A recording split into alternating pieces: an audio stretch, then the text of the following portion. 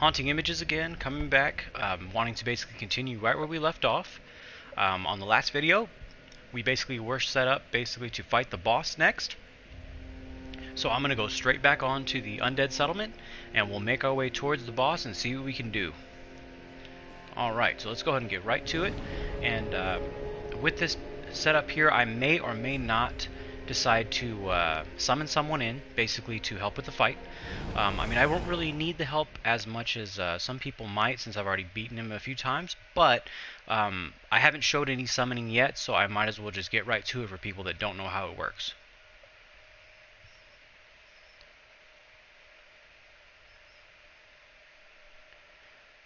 Oh, and for future reference, if you are wanting to PvP in this area in unkindled form, basically without having to invade people, you do not want to kill this boss coming up.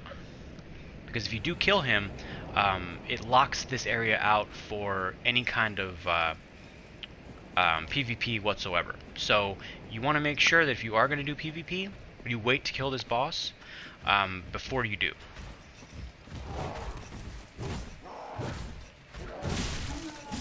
Alright, just take this guy out real quick.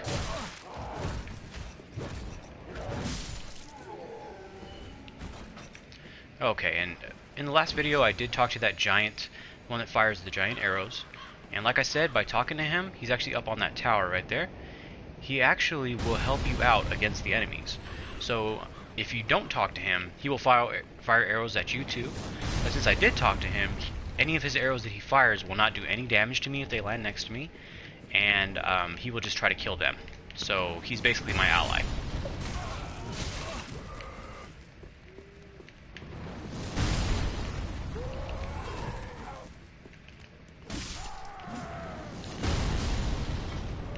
Alright, and that arrow landed directly next to me and did no damage, so that's exactly what I wanted to do. Alright, so up here, this is kind of an area that some people forget to go to. It's very important because you get a umbral ash from this area, which will allow that shrine handmaiden to go ahead and sell different items by giving it to her. Alright, there's an upgrade stone from that enemy, and I just got an armor set as well, which is going to be for one of the starting classes. I believe it's the cleric. This is basically what it's going to look like. And this set I personally do not like, just because of the whole turtle shell look on the back. But this is basically how the cleric does start out. And it's not a bad setup at all. I mean, it has high resistance there. Like if you see the numbers, where it says 6.0 on top, and you look down, the first four numbers, 4.9, 7.3, 6.0, those are all going to be physical damage resist. While the ones below that, the 4 on the bottom, are going to be for elemental resist. The top one, 12.8, will be for magic resist. The second one is for fire, third one for lightning, and fourth will be for dark. So, seeing as that has very high resistances against those, if you're running up against enemies that are shooting spells at you all the time, this would be a good set to equip. That way you can make sure you can tank those attacks. Alright, but for now, let me go ahead and switch right back to my other armor. Alright, let's go. Alright, so this is going to be the umbral ash that you're going to need to get more items to buy from the merchant. So you definitely want to grab that on the way. And another thing that you want to get, which is also super important, is going to be the item right over there. That is going to be the Undead Bone Shard, if I'm not mistaken, is what it's called. And what it does is it upgrades your Estus Flask to heal more when you use them. So you definitely want to pick this up. And in order to use this and make your Estus Flask +1 so it heals more when you drink them, you want to go straight to one of the bonfires in Firelink Shrine, or the only bonfire you can go to, and you'll want to burn it there. And it'll basically say +1. If you look at the bottom left of the screen where it says 6, it'll say 6, and then below that will say +1. And basically you'll know where you're at in terms of the healing potential. Okay, so let's go ahead and kill these guys real quick.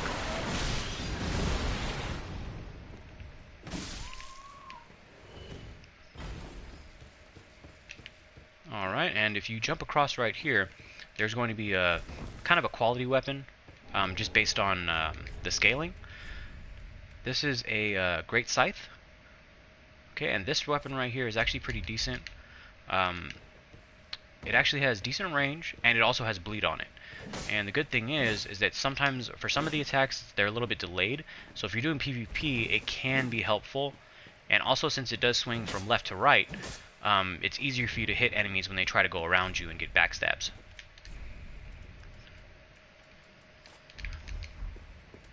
Okay, so let's go ahead and continue straight up here. And what we're going to have here is probably a whole bunch of summons. Oh yes, here they are. Tons of them. Okay, and these are all people that you can summon. I'm going to go ahead and summon 2 of them just for this boss battle, so you guys can see how it works.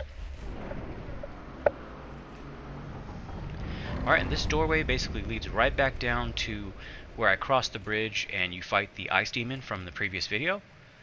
And also up to where you can drop down in the sewers, and that bonfire will be right there. The one that I started at here on this video to get to the boss. Okay, and the boss right here is going to be straight ahead. So let me go ahead and just summon a couple of people. Okay, and let me see if I can get this guy to come in.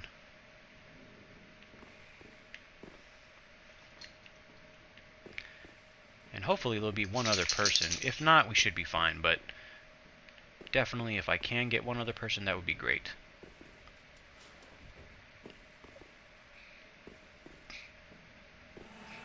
Okay, let's see. Okay, here we go. Got the first summon coming in. And they are going to be glowing white like that. Alright, and what you always want to do is try to bow to these guys right here. Use one of the emotes. I mean, that's just how the Dark Souls community is. Especially for new people. I mean, you definitely want to do that because people see it as a sign of respect.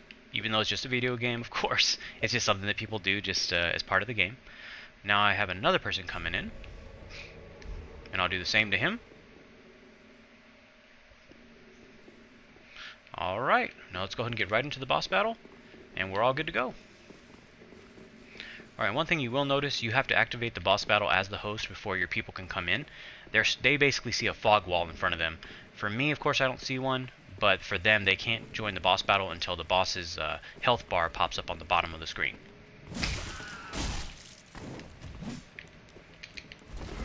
There we go. Now they can come in.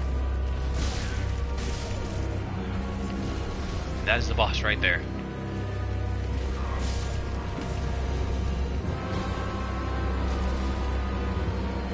And actually, this boss will actually kill his own people. So sometimes you can actually have it to where he'll swing at them and kill them in one shot.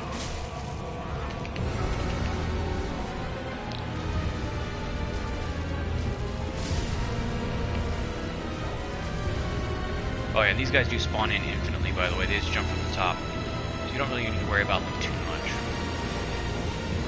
Alright, as far as his critical areas, it's going to be his hand and right at his crotch. Which sounds pretty funny, but that's just how they set it up for whatever reason. So anyways, you just want to start attacking his hand. If you can get to it, that is. And it's always going to be his left hand that you're going to want to hit.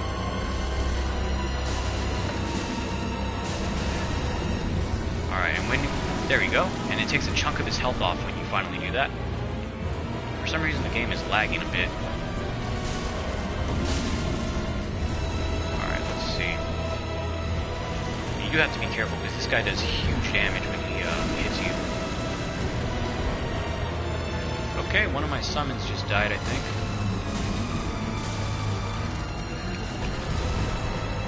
Oh crap. Somehow I did not get hit by that.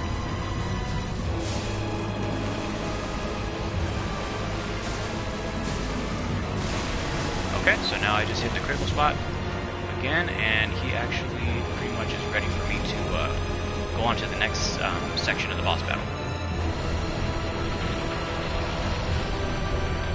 Oh! Alright, great. Okay, so now he has different critical spots. It's going to be on his back, and it'll be in front of him. Now watch out for this fluid right here. It actually slowly takes your health down.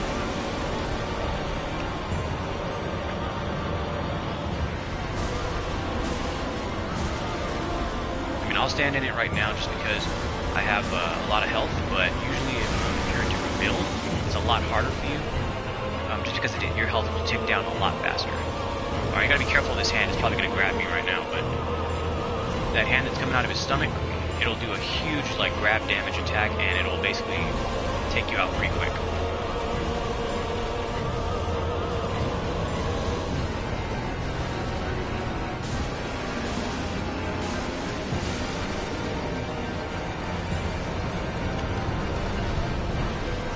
Alright, and that's the boss fight. That was it. And of course, you want to bow to your people that helped you.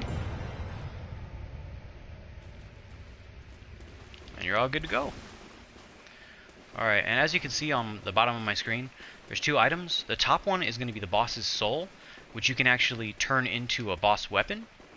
And then the bottom one is actually the item that you need to give to one of the people at the Firelink Shrine, sitting in the throne, so they can make the boss weapon for you. So the top item is for the boss weapon to be made, and the bottom one is the item that the NPC will use to make the boss weapon.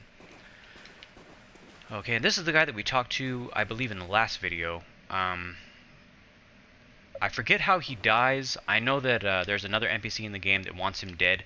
I can't remember what it was for, but it looks like he's already been taken out. So we can't explore that quest, unfortunately. But from here, let's go ahead and just go straight back to Firelink Shrine.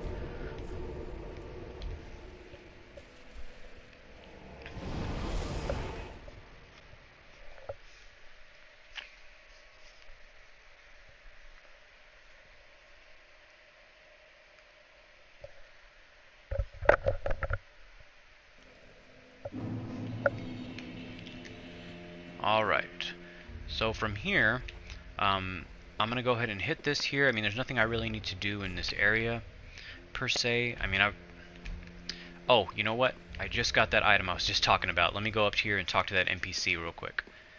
Okay, so you want to make your way up, and this is going to be the first throne. On the second throne, the guy you need to talk to will be right there. O thou art unkindled, and a seeker of lords. I am Ludleth of Corland. Look not in bewilderment as I say. I linked the fire long ago, becoming the Lord of Cinder. If substantiation be thy want, set thine eyes upon my charred corse. This sad cadaver, no need to be coy. Have a closer look. Alright, so now that we've done that, we should be able to go ahead and talk to him, and he will be able to make boss weapons for us. Okay, so right now he's basically asking for the item that I got from the boss, so I'm going to give that to him. Belike it is a transposing kiln in thy possession. Seen better days, but methinks it shall suffice. Now, bring to me a twisted soul. Transposition is the art of extracting and coalescing the essence of a soul. In transposing a twisted soul, its true power transferreth to thee. Thy purpose is to seek lords and slay them. What's to fear in a little transposition now? Alrighty, so now that he's done that, I can go into the weapons that he can actually make. Of course, it does say a amount there for the amount of souls that you have to buy it for, but also this part is going to be a little more difficult because right before where you see the weapons on the left, there's going to be some Japanese text, and that basically tells you what boss soul you need to upgrade these weapons, or to buy these weapons, excuse me. But of course, since it's Japanese, we can't see what those are, but if you do have the English version, it'll give you a full breakdown of which ones you do need, but we'll just kind of go along and see what we have here. And I'll definitely point them out as I get them to see which weapons we can get with those souls. So this weapon right here you get from the ice boss that I fought a couple of videos ago in the first section of the game.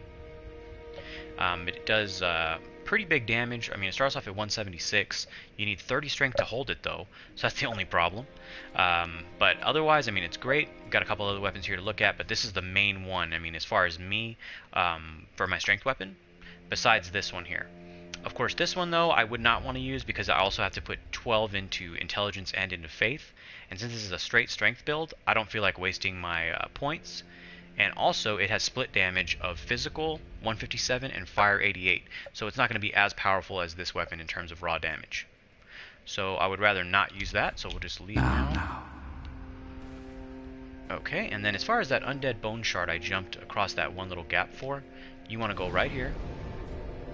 Go down to the very bottom, second to the last option, and as I was saying earlier, by using that undead bone shard at the fire, it says +1 below my Estus flask. So that means that I'm going to be able to heal more with each one that I use. And let me see if there's any other... Okay, no, there's nothing else I need to do here. So now we'll just continue where we left off. Okay, so since I did go to where the ice demon was, the one that gave me the ice sword, this is going to be the bonfire I want to go to.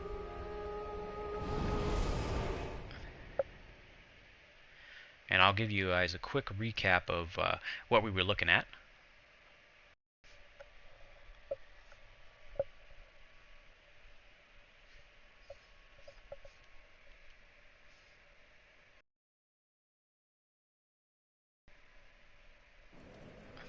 Okay, so if you don't remember this area, because we were here briefly, right through here was the ice monster with the ice sword.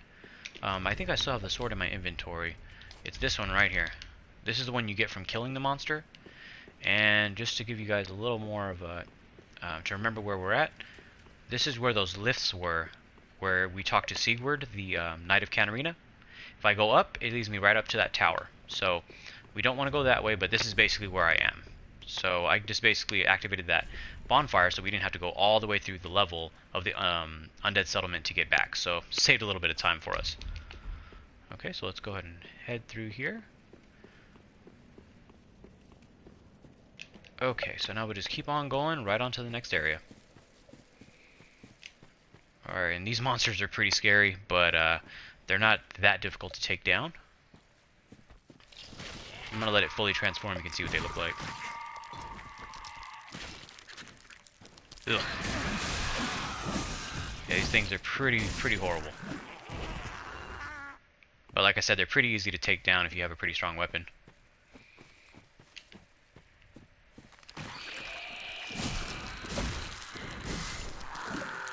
But some of them do carry... Oh, this item here that I just picked up, that is a stone that you use on your weapon. So if it turns out you put fire on your weapon and you don't want that anymore on your weapon, you just want to do regular damage, or for instance, if you just want to take off another status that you added to your weapon, this will basically remove it and make it a base weapon again. So that's a good thing for you if you just want to have like a temporary fire weapon and you want something to remove it later. Alright, and let me see here. And as I was saying earlier, some of these weapons, some of these characters right here, the NPC enemies, they actually have scythes, and the scythes will do bleed damage, and it will build up extremely fast if they hit you. So you do have to be careful, and that's one reason why I still have the blood bite ring on, just because I know that they do have those.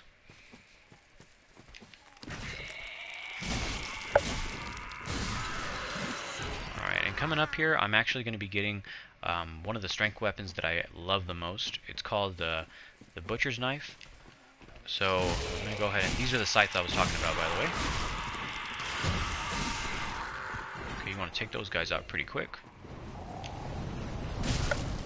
I don't know how I didn't get hit by the fire right there. Okay, let's see. Okay, so from there, there's no other way for you to go.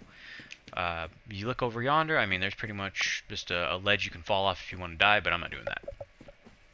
Alright, so, just come around this side, right where you killed the guy who had that staff. And come around this rock right here, and it'll lead on to the next area. Okay, so you just jump down from here. Alright, and the weapon that I want to get, the Butcher's Knife, is actually going to be, after you jump down, just go ahead and take a left. And you'll see this little item right here. And make sure you turn your camera, because you're going to see an NPC that you have to kill to get that Butcher's Knife. So what I usually do is I lead her up here, just because I definitely don't want to be fighting up next to that cliff and fall off to my death. And she'll come all the way up here, but what is she doing? Hold on, let me see. I'm not sure what she's trying to do, but she usually comes all the way up here.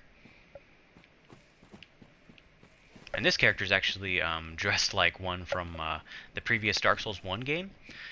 There was a character you would fight and get this exact weapon from fighting, and actually invaded you in a swamp area where you were getting poisoned constantly by just standing in the swamp. Whew. Alright, get a couple hits. No. Man, she's quick. Alright, so just roll behind and get a couple hits right there. There we go. Ooh, one more hit. There it is. Alright. Okay, so now there's the butcher's knife. This is the one that I've been wanting to get since the beginning of the game. This weapon right here has extreme range on it, and also does decent damage. Also, it does scale with an A, if you look down in the middle of the screen, an A with strength, but I need 24 to use it one-handed. It looks like yes, I will be able to use it two-handed though, because the X goes away, so that means that I will be able to take advantage of the massive damage this can do. The only thing is it does need to be upgraded quite a bit for it to be good. But that will definitely be my one-handed weapon later on. Alright, so let's go ahead and head down here. And this is going to be the Brigand armor. This is going to be the armor from Dark Souls 1 that was on the Bandit starting class. The Bandit starting class actually had this specific weapon. So this axe, in order to get it in the very beginning, you had to start with the Bandit class, and that was the armor that matched up with it. And the Bandit class was actually the strength weapon, or the strength class, should I say, in Dark Souls 1 as well. Okay, and this is going to be the double daggers. I forget what they're called, but it's more for a dexterity build. And they have very, very, very short range on them. And in all the PvP that I've done, I don't think I've ever seen somebody use these before. And it's not to say that they're bad, but I don't think they can do the job too well. Alright, so let's go ahead and just move on here.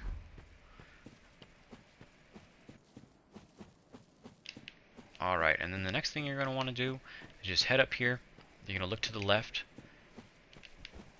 Alright, and head up the path. And there's going to be a couple enemies here that don't even know you're there.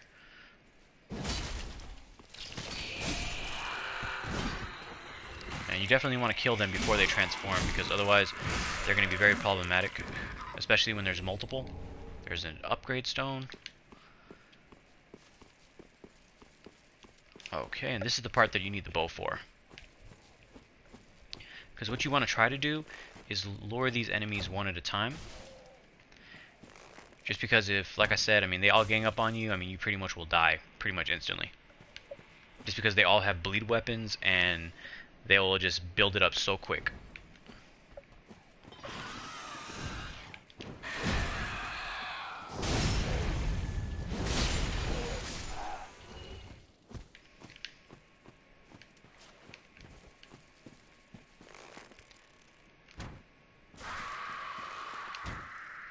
Alright, you want to kill this guy if you can, because he'll screech, and it'll basically activate all the enemies and send them all running towards you.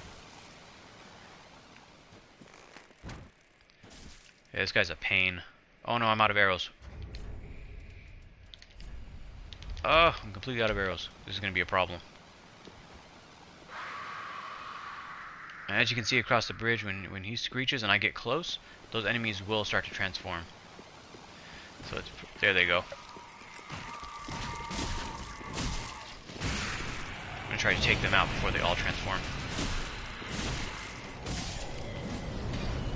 Oh!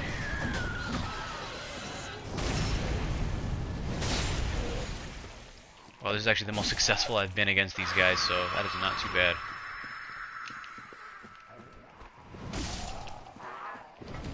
Alright, got an ember. Oh, you got one right here.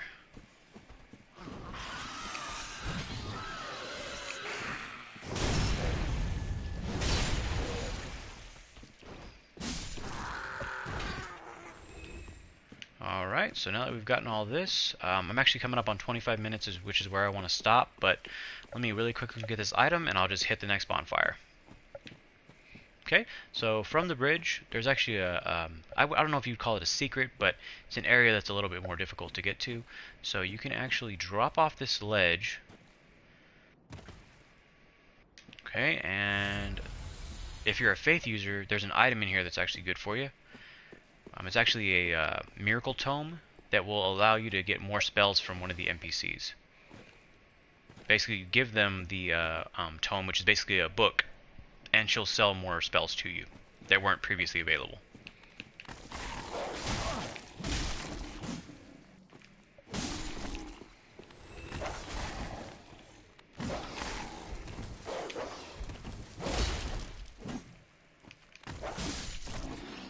And this is a faith ring as well. It increases the power of miracles.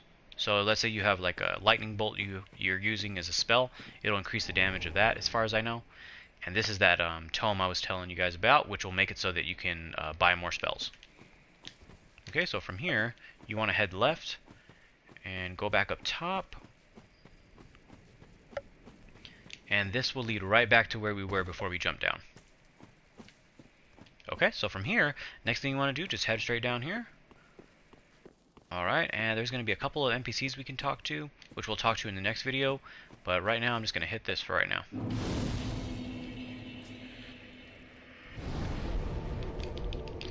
Alright, so now I'm just going to go ahead and cut the video here, guys. Thank you so much for watching again, and I will be back in a short while to get on to the next video. Thank you.